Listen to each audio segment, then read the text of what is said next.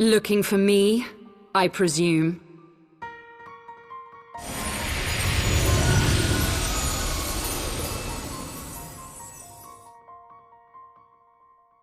The child who glimpsed the truth.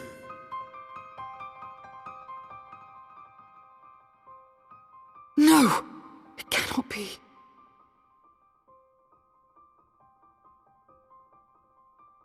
She cameth unto me, as didst thou. Alike in gifts, yet set upon different paths.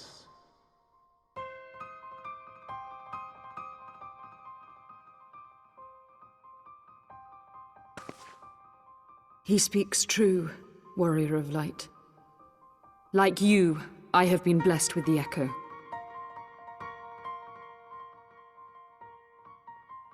The visions terrified me at first. They came without warning. I wondered what I had done to deserve them. But I had no time to ponder such things, once the calamity came. The land turned against us, and in a matter of hours, Falcon's Nest was buried under 10 fulms of ice and snow. We had no choice but to flee for Ishgard. We came to the wall, and while we searched for a way through, there was an avalanche. And then I was alone. So I set forth for Dravania. I knew full well what might happen where I found. But I could not survive on my own. I was found, of course. And not by a mere dragon, but by the great worm Hraesvelgr. And it was then that I knew why I had been given this gift. For with it I heard his voice, and saw the truth through his eyes.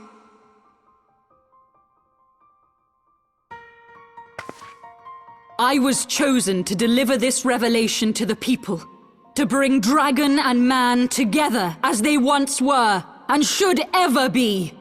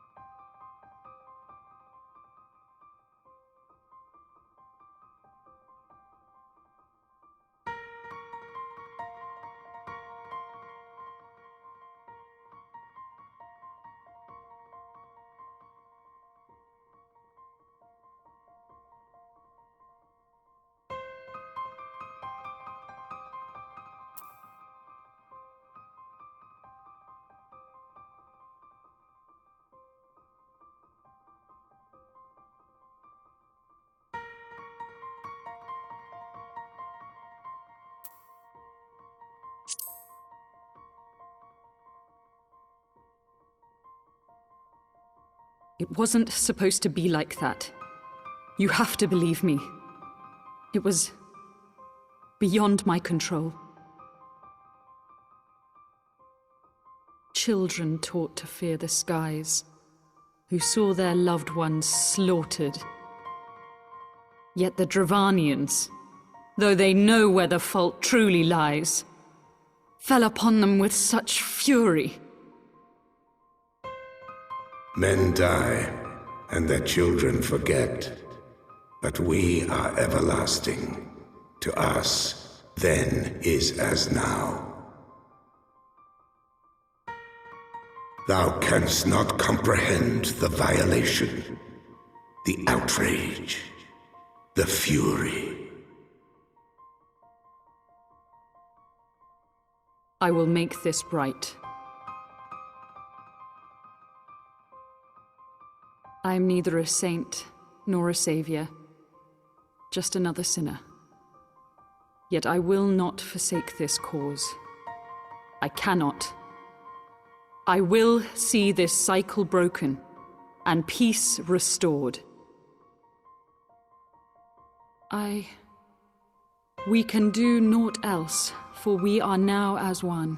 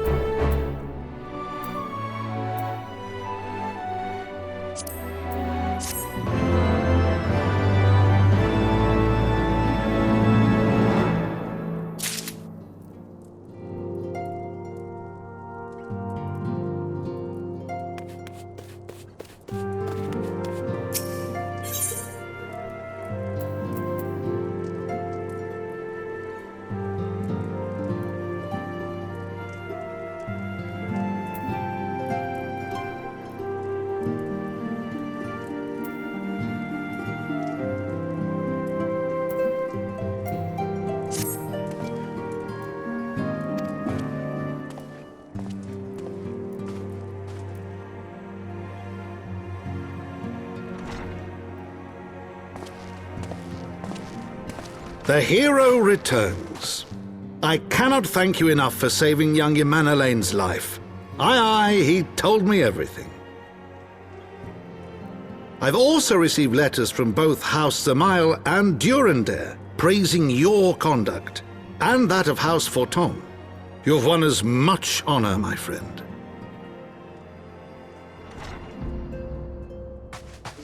My lord! What is it? Speak. Pray forgive the intrusion, my lord, but I bring grave tidings. Master Alphino and Mistress Tataru have been detained on suspicion of fomenting heresy. What? Explain. They were observed entering a tavern in the lower levels on some half-dozen occasions. There, it is claimed, they made a number of inquiries. Inquiries which brought them into contact with certain, elements. 'Twas this which prompted a Knight of the Heavens Ward to demand that they be questioned. Sir Grinno, my lord. Sir Grinno is a brute. An exceedingly accomplished brute, but a brute nonetheless. Alas, he is also a son of House Zamail.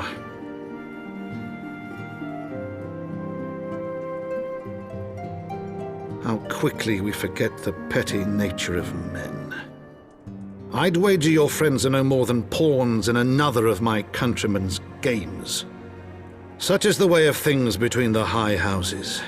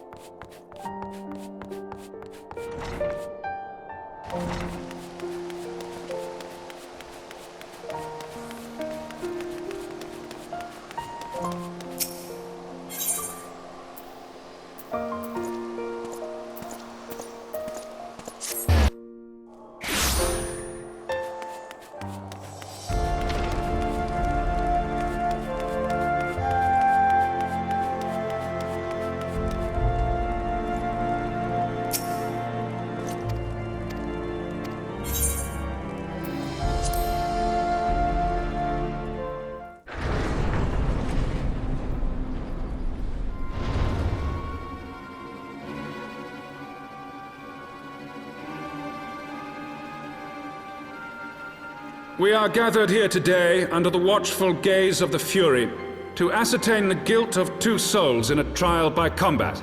Petitioners, step forward.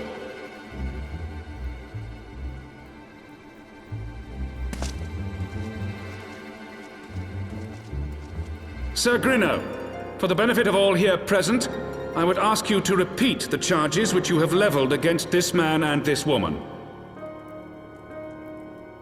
I, Sir Grinno de Zemile, brother of the Heavens Ward, did bear witness to these 2 foreigners consorting with heretics.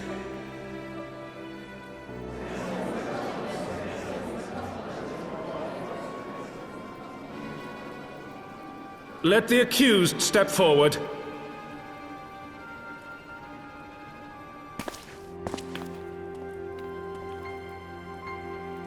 Alfino Leveilleur, Tataru Taru, you have heard the charges leveled against you.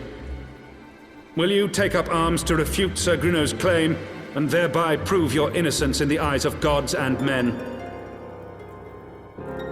I, Alfino Leveilleur, am innocent of this charge, and claim my right to trial by combat. I, Tataru Taru, am innocent of this charge. But I am no warrior and cannot fight.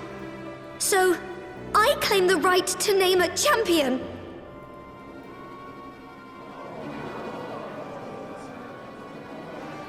To the old and the infirm, the young and the weak, this right we allow. Very well. Who will stand for this woman?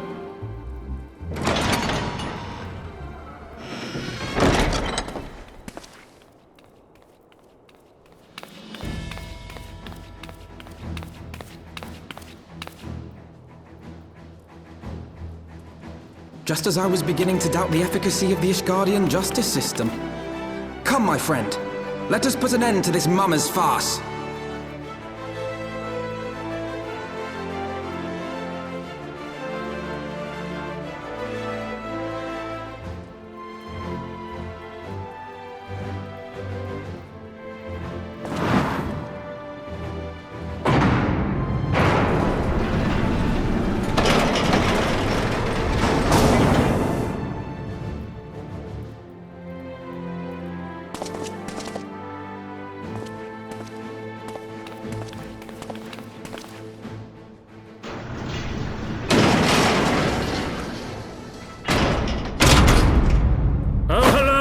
Render unto us your judgment. Raise up the righteous, and cast down the wicked.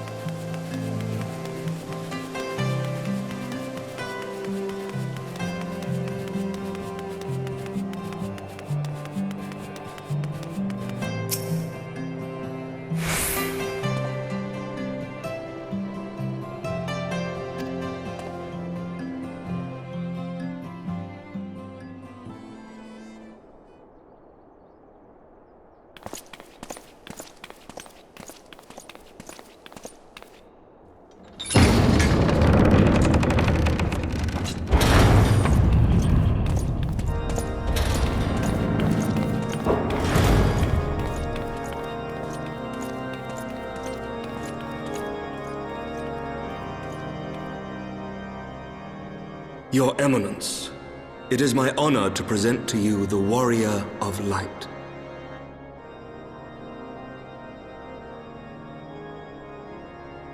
I have heard the tales of your many grand endeavors. The Lord Commander has also been most effusive in his praise. I am Thorin VII, Archbishop of the Ishgardian Orthodox Church, and I bade you come here that I might offer my personal apologies. You will forgive me for not calling upon you as courtesy would dictate, but as you can see, my more sprightly days are long behind me. But I digress.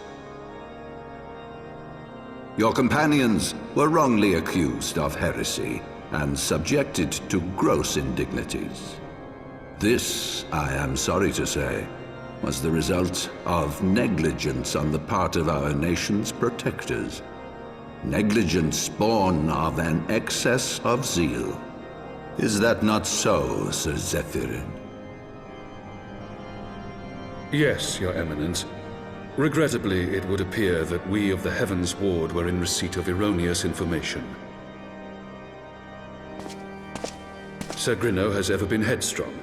He pressed charges before the truth had been ascertained, for which I most sincerely apologize. An unfortunate misunderstanding born of an earnest desire to serve Ishgard, but one which should never have occurred. For who could doubt the character of those who bested Shiva and drove the Horde from the steps of faith? Not I. That much is certain. That will be all, Sir Zephyrin. I would speak with our guest in private. Your Eminence,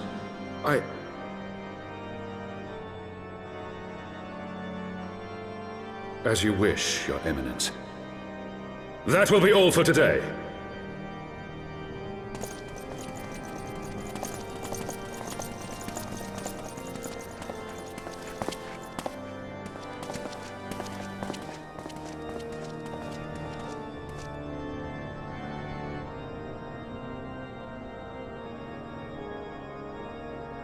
Privacy is a luxury rarely afforded one in my position.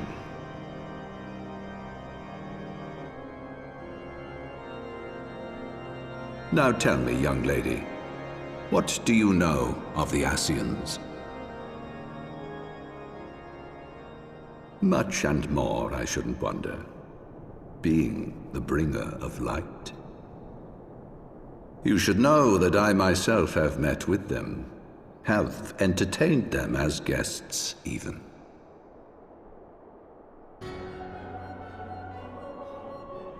Those harbingers of chaos and strife offered us power that we might continue our war against the dragons.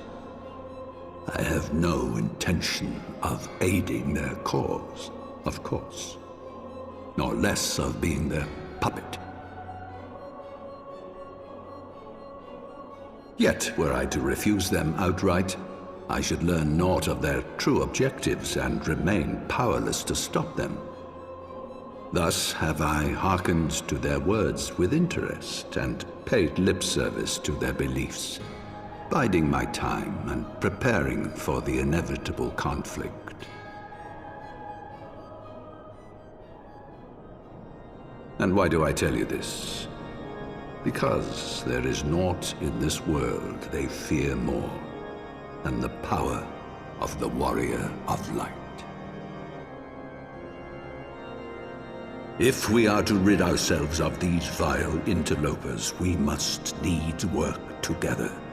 With our combined strength, I have faith that we can wrest Eorzea from their grasp and pave the way for a lasting peace. Think on it.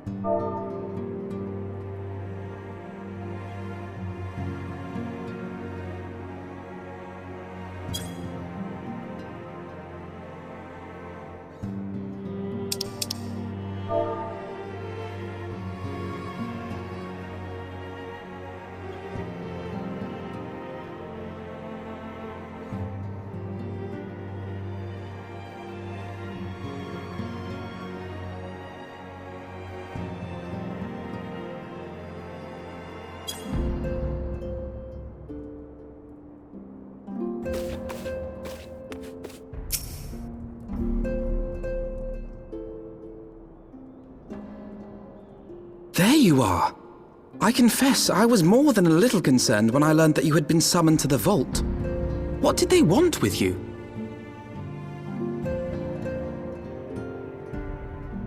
Well, well. A formal apology and an admonishment of those responsible. I see my fears were wholly misplaced. By the gods! The Archbishop freely admits to consorting with Ascians. So, their ambitions extend to Ishgard as well. We will have new primals to contend with ere long, of that you may be certain. 'Tis but a matter of time. Yet shorn of the support of our missing allies, what can we realistically hope to achieve? In the midst of all the excitement, I completely forgot to tell you. When I was asking around about the Scions, I heard the most awful rumor. General Rauburn is to be executed for crimes against the Sultanate! If the Flame General dies, we will lose a staunch ally, and the one man capable of holding the Sultana's assassins to account. Lord Orchiffon was wise to counsel restraint, but this business will brook no delay. We cannot permit this execution to take place. We must save Rauburn.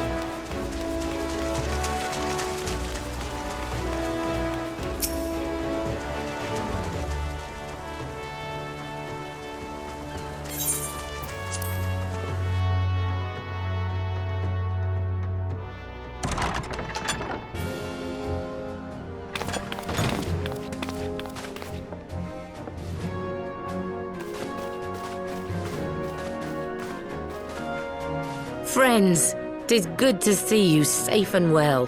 I will admit I had not counted on you seeking, let alone finding refuge within the Holy See, but full glad was I to learn that you had. Thankfully, we had allies there who took us under their wing. And theirs was not the only aid we receive, I suspect. When we fled Uldar, we fully expected to become wanted men, known to all and hounded at every turn. Yet that did not come to pass. On the contrary, 'twould seem the charges against us have not been made public. Might we have you to thank for that, Admiral? Sharp as ever, Master Alphino.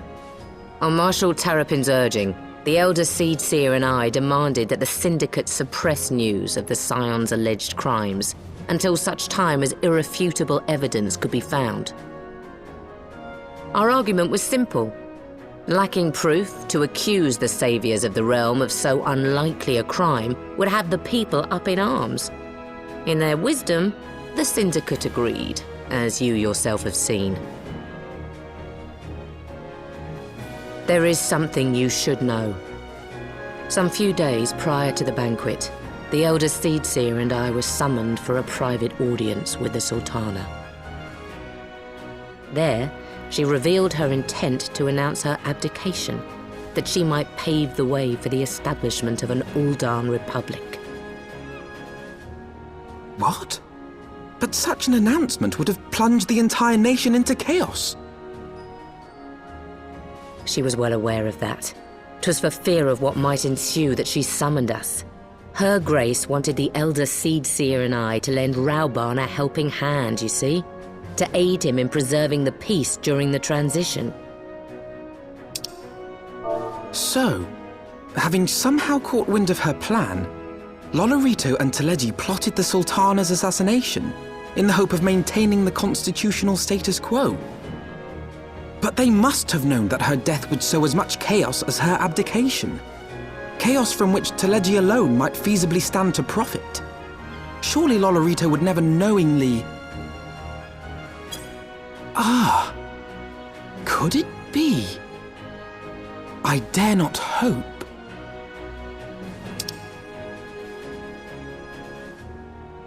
The Uldan authorities have yet to announce the Sultana's passing.